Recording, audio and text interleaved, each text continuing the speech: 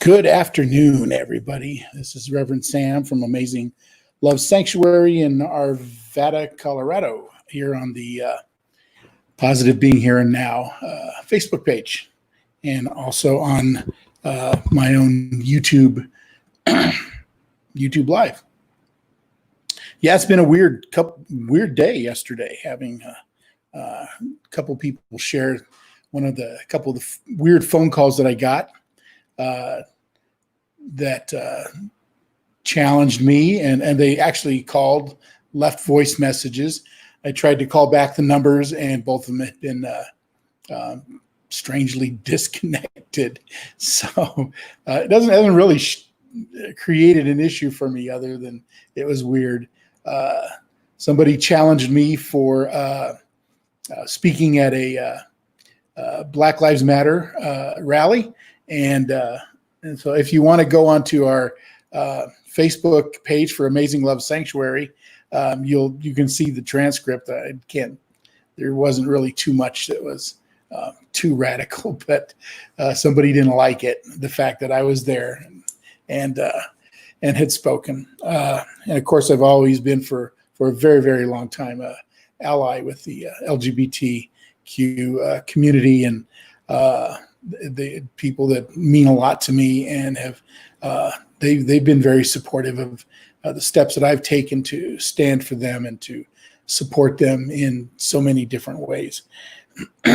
But anyway, thank you for those that have prayed for me and have been aware of what was going on, and just weird. The whole thing was just plain strange. So it hasn't really affected me at all. So I think anybody who puts themselves in this situation, or gets out there and speaks and stands firm and straightforward as a person of faith, some people are going to like it. Some people are going to admire you, and some people are just not going to support you at all. Anyway, so I wanted to share a couple things with you today, and so lots of good stuff going on Positive Being Here and Now. And I'll start with what I normally do. 1 Corinthians 13. Love is patient. Love is kind. It does not envy. It does not boast. It is not proud. It does not dishonor others, and it is not self-seeking. It is not easily angered, and it keeps no record of wrongs. Love does not delight in evil, but rejoices with the truth. It always protects, always trusts, always hopes, always perseveres. Love never fails. Love never fails. I believe that, and really believe that no matter what we get out there and do and say, march, stand for the marginalized, love never fails. And so there are always going to be people who can't seem to grasp that thought and that idea of love, and their lives are filled with judgment and criticism and anger, and that's okay. It's not okay. That's where they are. I was talking to one of my friends, on our wedding business, our Danny, our administrator, and I was talking about some of the stuff that goes on Facebook, and how we just, you put out there that you're doing, something that you like, and somebody has to assume that it's their place to come on and say, well, I don't like that. And so it's really weird. I say, keep doing what you feel is right. I will continue to speak up and challenge and thought. You know what I like it so much about this is that people are very passionate. I'm an emotional person. I'm a passionate person. It's not unusual for me to kind of fall apart in tears. I literally cry at about almost every wedding that I officiate, and that's a lot of weddings. And I cry at almost every one of them because I'm so moved by the power of that moment, the power of those words. I'm moved by the just the beauty of the love that's demonstrated at that ceremony. When it's, to me, here's how I look at it. It's a perfect moment. It's perfect love, perfect. It's just perfect. Everything's perfect. And no matter how weird no matter how strange the wedding, things happen. A lot of things happen at weddings. But when two people come together and say, I will be with you for the rest of my life, I will love you forever, it's a perfect moment. Love is real. So I'm an emotional person. I'm an emotional person because I also believe in grace, because I see myself as a recipient of grace. I'm a grace case. Hey, David. So whenever I start talking about grace and start talking about God's love, it moves me because I am a recipient of that. I know what it means to be rescued by grace, saved by grace, and a recipient of grace. So I like to use that idea of being a grace case. I think when you look at Jesus, he was a person who had no fear of showing his true emotions. And the Bible, the Gospels, give us a portrait of Jesus, of a man who was tuned to his emotions and uninhibited in expressing them. He could go to a Pharisee's house and go into their house and share a meal. He could go into someone's house and share a drink their wine. He could go into a house and not only have his own feet washed, but wash somebody else's feet. One of my favorite stories is in the Gospel of Mark. And he is so moved by the power of, hey, Elia, by the power of this woman who she's so moved by the presence of Jesus in the home. And she anoints his head with oil. And in ancient cultures, that was a powerful thing. You took the oil, people were, it was an agrarian society. So you had, people weren't, the average person wasn't wealthy. And to have some oil, some anointing oil was valuable. And she took that and poured it on his head, and his perfumed oil. And he looks at everybody, he says, okay, write this down. Whenever the good news is proclaimed, it's done in her memory. This giving sacrificially, that she of this perfumed sacrificial anointing oil. Whenever love is demonstrated, it's done in her memory. Whenever the hungry are fed, it's done in her memory. Whenever the prisoners are freed, it's done in her memory. Whenever we stand for the marginalized and we put ourselves out there, it's done in her memory. Whenever the good news is proclaimed, and when I talk about the gospel, I'm not talking about our own selfish, self-centered message. I'm talking about the good news of love, acceptance, and forgiveness. Whenever that pure message of the gospel is preached or lived out, it's done in memory of this poor woman who anointed the head of Jesus with oil. So that was pretty scandalous for Jesus.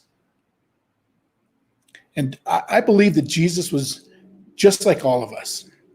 He was a man just like all of us, except for one thing. He was like us in everything, except for one thing: ungratefulness. He was grateful. He was grateful for the people that he touched. He was grateful for the people he walked with. He was grateful for the people that he fed. And that Gospel of Mark is filled with stories of Jesus touching the untouchable, feeding the hungry, healing those that were the rejected of society. He just lived out, breathed love. So he demonstrated what it was like to be grateful. So when you see those people when you see Bob or David, or you see other people on here who are kind of taken over by their emotions, it's because we understand, we're grateful for the love of God. Not because we look at it in some abstract sense of theology, but because we're recipients of it. We are touched by it. We've been healed by it. We've been rescued by it. That's the Jesus that I follow. The Jesus who sat with the Samaritan woman and talked to her about rivers of living water that would satisfy her soul. That would sit with a tax collector and say, "Come down out of that tree and I'm going to go eat at your house tonight." Or the leper, and he would heal the leper, feed the thousands. And so these people were recipients of this man who was grateful, who was moved by the tears of a sinful woman, who experienced anger and threw over the tables of money changers in the temple. He was a man who experienced anger and irritation, fatigue when nobody would pray with him. He was a man who drank his people's wine, and I just picture Jesus as this pure human being wrapped in emotion, drinking at a wedding, singing the songs at a wedding, doing the celebrating, dancing, loving, caring. And in so many ways and by so many things, Jesus showed us what it was like to be fully human. So when we have those moments and we demonstrate those human moments, it's okay. It's okay to be human. It's okay to struggle. It's okay to hurt. It's okay to have a bad day. I want to be a spirit. I start my day off every day going, okay, you're Reverend Sam, you're Pastor Sam, you got to be spiritual giant. And there's some days I'm just not a spiritual giant. In fact, it's most days.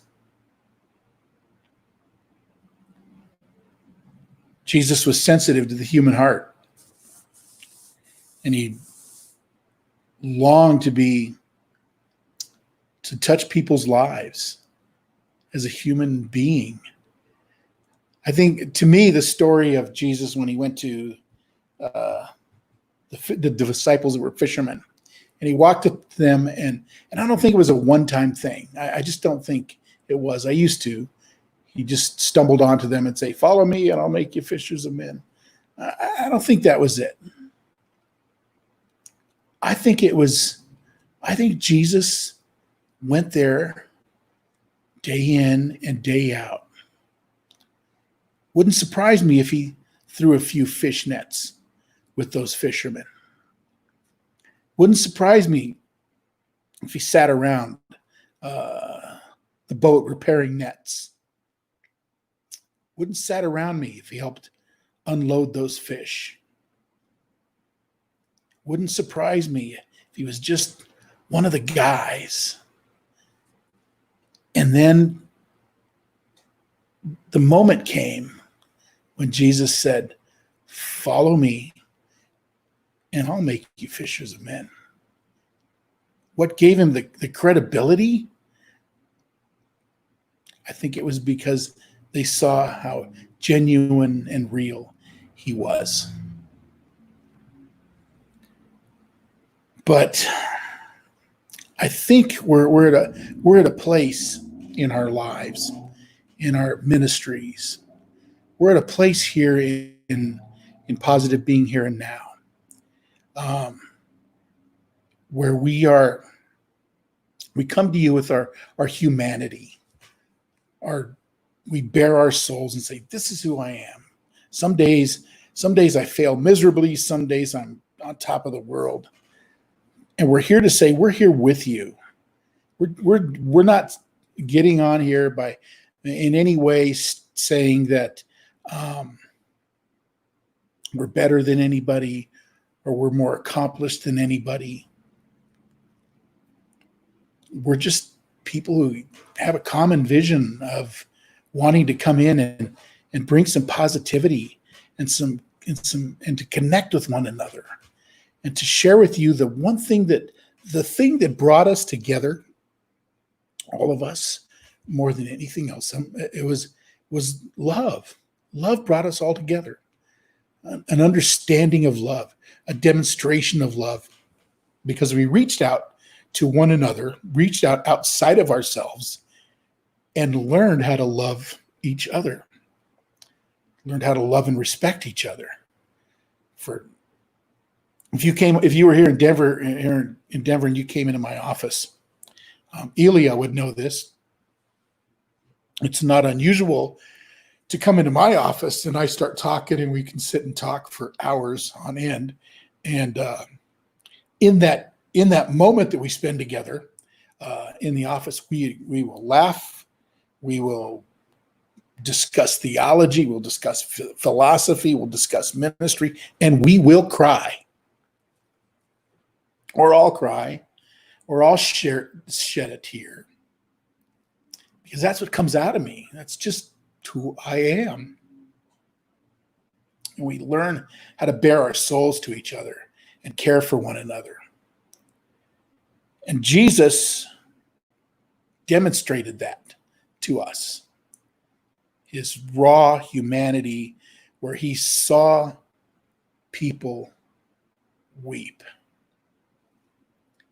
He saw people at their lowest point. And he would weep with them. He was moved in his spirit with them. And that's what we're doing here. I know not everybody's got it all together every day. But we're in this together. And our goal is to find a way to come into your life, to come into your heart, and to say, and to look at you through this medium and say, we love you and we care about you. We love you, as Bob would say, just the way you are, and we're proud of you. That's who we are. Can't be any less than who we are. And some people want all the legalism and all the rules and all the stuff that comes with it. I can talk to I'm blue in the face. If that's what moves you, I don't know how to save you from that. If you look at my Facebook page and go, oh, he's, speaking at a Black Lives Movement, Black Lives Matter rally, that's where my heart leads me. I'm sorry. I'm not even going to apologize for that. That's where my heart leads me. And if I stand with my LGBTQ brothers and sisters, it's where my heart leads me. This spring, I officiated a wedding with two young women, and it was crazy. I was so moved. One of the young ladies was one of the brides. Came to me and asked me if I would. They asked me to officiate their wedding. She came out to her pastor and to the church that she attended. Her fiance, the other bride did not attend that church. And they couldn't celebrate with her love. They ejected her from the church. They disenfranchised her from the church that she had been a part of for most of her life. So they asked me to perform the wedding, and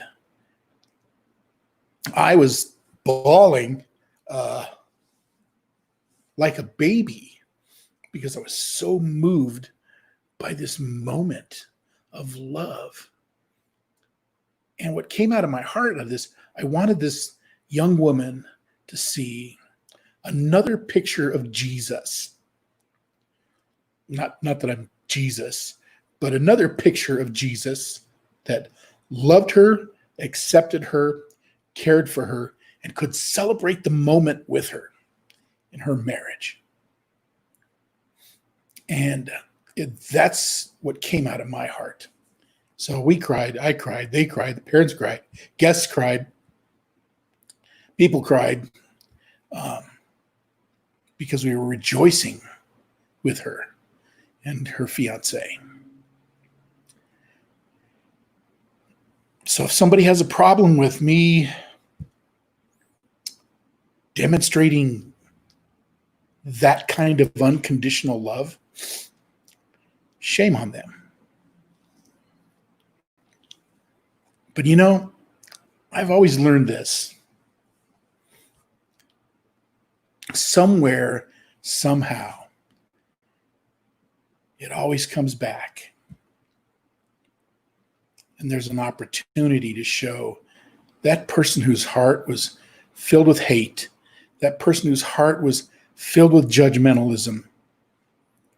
They come back, and I've had them in my own office, and they just need love. And I've never pulled them aside and said, hey, I remember when you said this. I remember when you did that. Now look at you. I just love them. Just love them. So a little bit of love-ology, be like Jesus. A little bit of love-ology, follow Jesus. Follow his example. Loving the unlovable. Putting yourself out there in places that people need love. It's love that's going to, it really is love that's going to change people's lives and change people's hearts. And that's what we're trying to do. That's what Bob's trying to share. That's what Dave is trying to share. Elia's trying to share. Jill is trying to share love. Just plain love. I don't need to share my theology. I just want to share love. It's not my job to change somebody's theology. It's my job as a pastor to take you someplace to the green grass, to the fresh water. It's really about love. That's where my place, that's my heart, that's my calling. So when somebody comes to me and says, I want to be a pastor, I really wonder what you're looking for. If you're looking to love, loving the unlovable, loving those that don't even love you is part of being a pastor. Loving those who don't love your work is part of being a pastor. Loving those who don't love your word is part of being a pastor. Yeah, we all love the parts of us that, the parts of this as pastors, where people think the world of us and kind of put us on a pedestal. We're we all have an ego and we like it. We love it.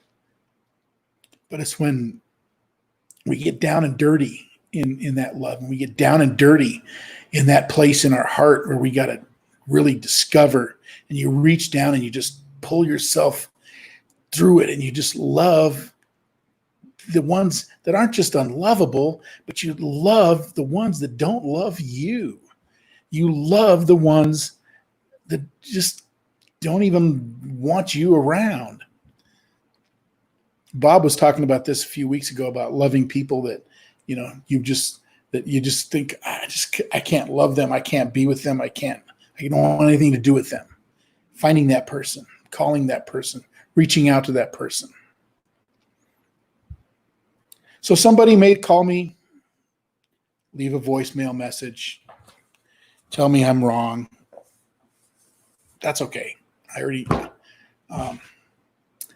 know where God's called me. I know where he's put me in my heart. Somebody may, when people say, well, what kind of church are you a part of? And I say, we're an interfaith church. And they look at me like, what? Yeah, it's an interfaith church. Everybody's welcome at our table. And they just don't get it. No, only Christians. No, we want everybody here.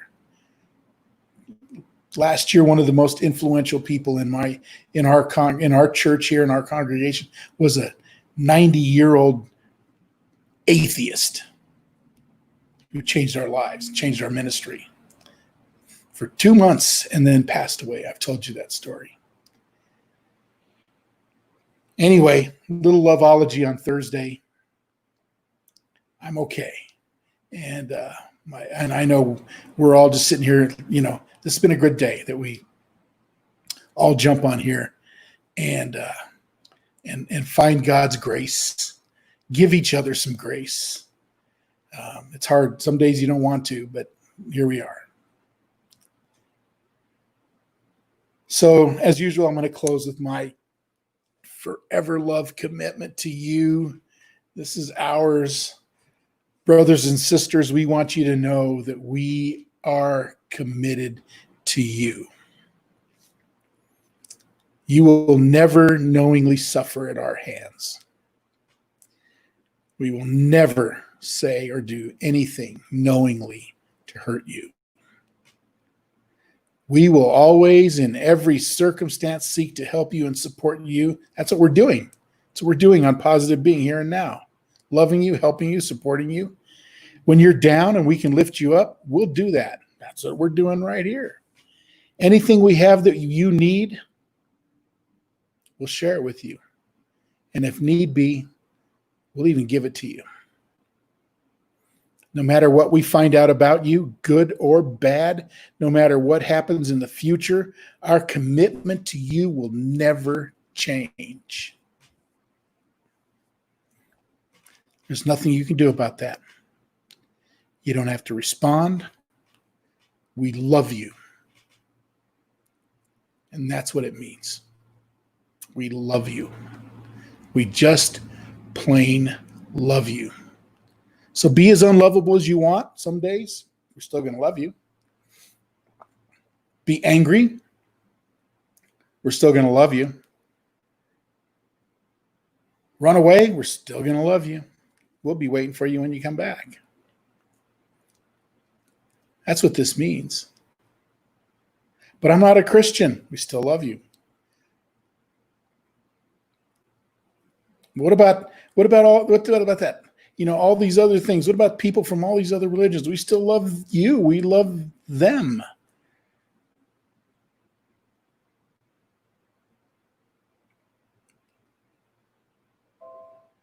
We love you. We love you just the way you are. So quit trying to measure up. Quit trying to earn our love. You got it. It's here. It's handed to you. We love you. We're saying it. We all get on here every day as much as we can and say, you know what? I'm having a crappy day, but I still love you. Sometimes we get on and say, I'm having a fantastic day and I still love you. So whoever you are, wherever you are, share this video. Tell everybody we love them. Help us put the word out that we love you. And so thank you for us here at Positive Being Here and Now, from our individual works, Be Graceful, with 2 L's, Bob says, Third Way Church, Jill Tarnoff, Yoga, Ilya, our co-pastor, we co-pastor together with Jesse here at Amazing Love Sanctuary. We just want you to know we love you. Love you. And I don't even know. I wished you were here. I wish we could be in one place and just hug on each other and love on each other and show and live it out in front of the world. But this is a good start. So I hope you have a great day. I hope you have a great evening.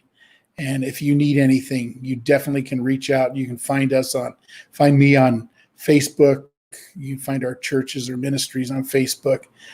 We're on YouTube Live here as well. So share it, pass it out, get the word out, let people know we love them. And we love you. All right. God bless. Have a great evening.